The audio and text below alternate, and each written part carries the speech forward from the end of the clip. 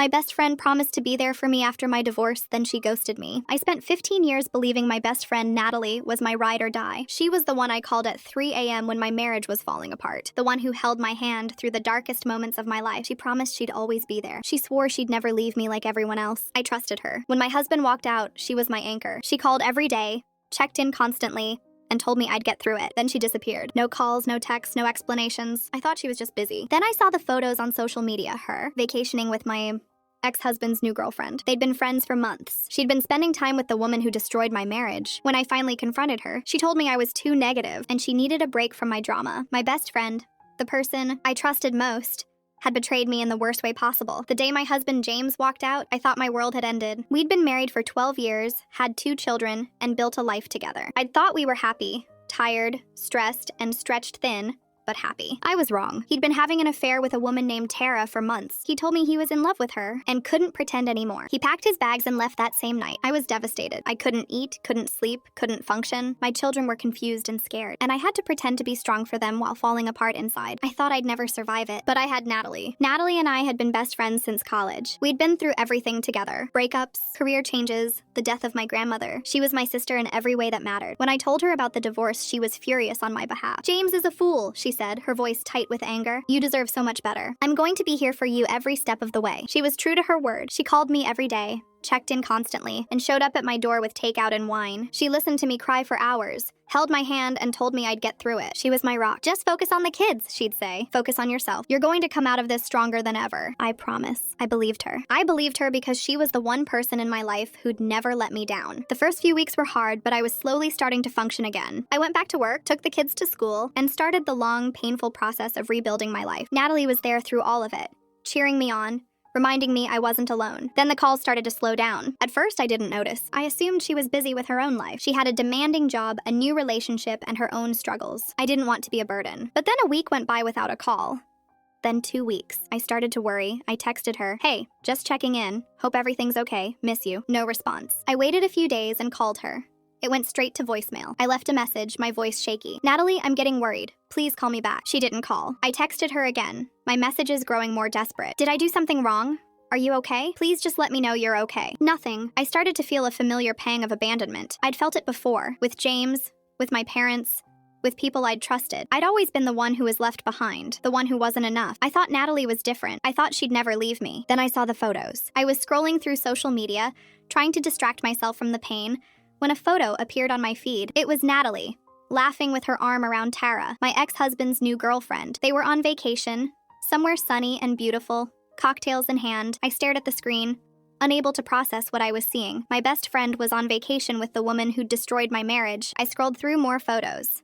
There were dozens of them. Natalie and Tara at dinner, at the beach, at a club. They looked like old friends, happy and relaxed. They'd been spending time together for months. I felt like I'd been punched in the gut. I couldn't breathe. I couldn't think. My best friend had been spending time with my enemy, and she'd hidden it from me. I called her again. This time she answered. "Natalie," I said, my voice trembling. "What's going on? I've been trying to reach you for weeks. I've been so worried." There was a long pause. When she spoke, her voice was cold, distant. "I know. I'm sorry. I've just been really busy." "Busy?" I repeated, incredulous. "Busy? I saw the photos, Natalie. I saw you with Tara. You're on vacation with her." Another pause. "I knew you'd see those photos. I should have told you. We've been spending time together. She's actually really nice, Stephanie. She's not the monster you think she is." I felt the blood drain from my face. She's not the monster? She's the woman who destroyed my marriage. She's the reason my children are crying themselves to sleep at night. And you're defending her? "I'm not defending her," Natalie said, her voice sharpening. "I'm just saying that maybe you should consider things from her perspective. She didn't know James was married at first. He lied to her too." "He lied to her?" I repeated, incredulous. "So that makes it okay? That makes it okay for you to spend time with her behind my back? That makes it okay for you to ghost me?" "Stephanie, I know you're hurting," Natalie said, "but you've been so negative lately. Everything is about the divorce. I needed a break from it. I needed to be around people who make me happy." I felt like I'd been slapped. "I needed you," I said, my voice breaking. "I needed my best friend, and you abandoned me." "I didn't abandon you," she said. I needed space, and I found someone who actually understands me. Tara is a good person. I'm sorry if that hurts you, but it's the truth." I hung up. I couldn't listen to another word. I sat in my apartment, the phone still pressed to my ear, my heart shattered. My best friend had chosen the woman who destroyed my marriage over me. My best friend had abandoned me when I needed her most. I started to cry. I cried for the friendship I'd lost, for the trust that had been broken, For the years I'd wasted believing Natalie was my sister. I cried for all the times I'd defended her, supported her, and loved her. And I cried for myself, for the loneliness that had settled into my bones. The next few weeks were a blur. I went through the motions of daily life, but I was hollow. I'd lost my husband, my family, and my best friend. I was alone in a way I'd never been before. But slowly, I started to rebuild. I started therapy, joined a support group, and focused on my children. I cut Natalie out of my life, blocked her on social media, and stopped answering her calls. It was painful, but it was necessary. I knew I'd survive. I'd survive the divorce. I'd survive this too. But I also knew I'd never trust anyone the same way again. The weeks after my confrontation with Natalie were some of the darkest of my life. I'd lost my husband, my family, and now my best friend. The emptiness was suffocating. I went through the motions of daily life, taking my children to school, going to work, making dinner, but I felt like a ghost, drifting through a world that no longer included me. I started seeing a therapist, Dr. Rosenberg. She was patient and kind, helping me untangle the mess of emotions I was carrying. "You've experienced multiple betrayals," she said one afternoon. "Your husband, your best friend, the people you trusted most have let you down. It's natural to feel lost, angry, and scared. But what did I do wrong?" I asked, tears streaming down my face. "I was a good wife. I was a good friend. Why did they leave me?" "You didn't do anything wrong,"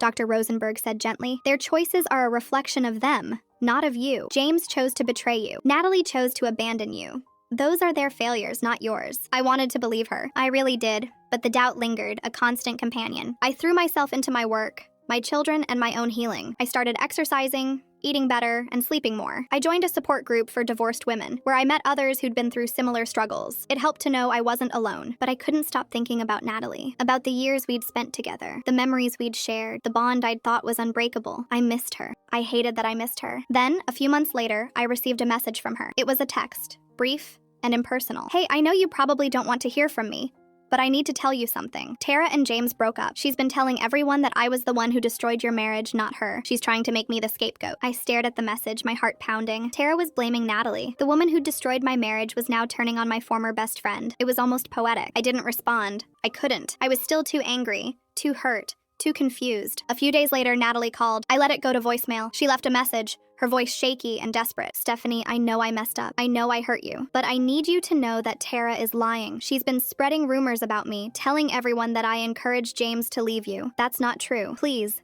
I need you to hear me out." I listened to the message 3 times. Part of me wanted to call her back, to hear her side of the story. But another part of me, the part that had been hurt so deeply, wanted to stay silent. I called Dr. Rosenberg instead. "She's reaching out," I said. "She says Tara is blaming her for everything." "How do you feel about that?" Dr. Rosenberg asked. "I don't know," I admitted. "Part of me wants to believe her. Part of me wants to tell her to go to hell. I don't know which part is right." "You don't have to decide right now," Dr. Rosenberg said. "You can take as much time as you need.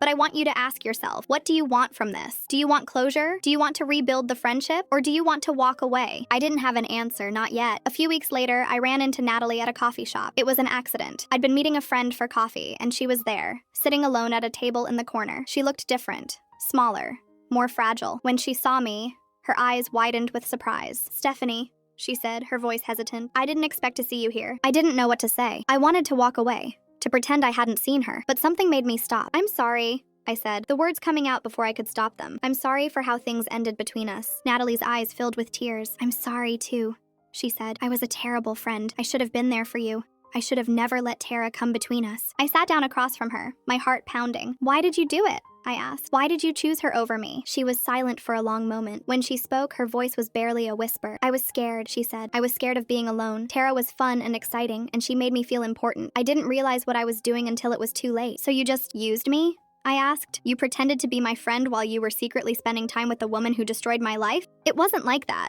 she said quickly. "I never meant to hurt you. I was just weak. I made terrible choices, and I hurt the one person who actually cared about me." I stared at her, my emotions a tangled mess. I wanted to scream at her, to tell her how much she'd hurt me, but I also wanted to hug her, to tell her I missed her. "I need time," I said finally. "I need to figure out what I want." Natalie nodded, tears streaming down her face. "I understand.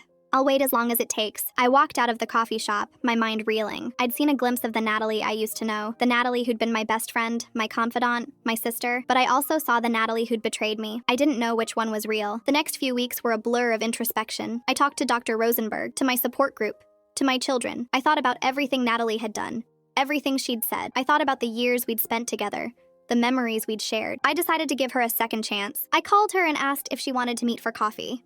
she agreed, her voice trembling with gratitude. We met at the same coffee shop, and it was awkward at first. We were both careful, both hesitant, but slowly we started to talk about the past, the present, the future. We talked about our mistakes, our regrets, our hopes for rebuilding our friendship. I know I can't undo what I did, Natalie said, but I want to try. I want to be the friend you deserve. I reached across the table and took her hand. I want to try too. It wasn't a complete reconciliation. There was still too much pain, too many years of hurt, but it was a start. A small, fragile, hopeful start.